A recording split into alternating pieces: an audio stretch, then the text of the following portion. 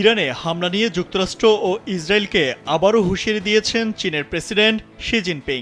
এক এক্স পোস্টে তিনি লিখেছেন, আলেকজান্ডারও পারস্যবাসীকে পরাজিত করতে পারেনি। বৃহস্পতিবার সন্ধ্যায় দেয়া তার এই পোস্ট ঘিরে তৈরি হয়েছে নানা আলোচনা।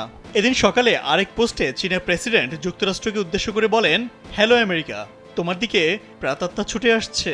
আমেরিকাকে ইতিহাস থেকে শিক্ষা নেওয়ার পরামর্শ দিয়ে তিনি বলেন, ৫,০০০ বছরের ইতিহাস আমাদের শিখিয়েছে যা আমেরিকা শিখতে অস্বীকার করে। তাদের মনে রাখা দরকার, সাম্রাজ্য শত্রুর কারণে পতন হয় না, তারা তাদের যুদ্ধযন্ত্রের অতৃপ্ত ক্ষুধার নিচে ভেঙে পড়ে।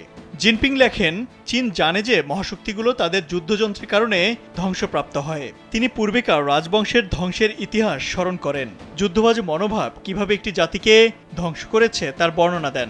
যুক্তরাষ্ট্রকে উদ্দেশ্য করে চীনের প্রেসিডেন্ট লিখেন, ৭৫০টি সামরিক ঘাঁটি দিয়ে বিশ্বকে ঘিরে রাখা এবং প্রতি বছর প্রায় $1 ট্রিলিয়ন ধোঁয়ায় উড়ে যাওয়ার সঙ্গে কি ইতিমধ্যে আপনার প্যারেডে সেই প্রাতাত্মার পদধ্বনি শুনতে পাচ্ছেন?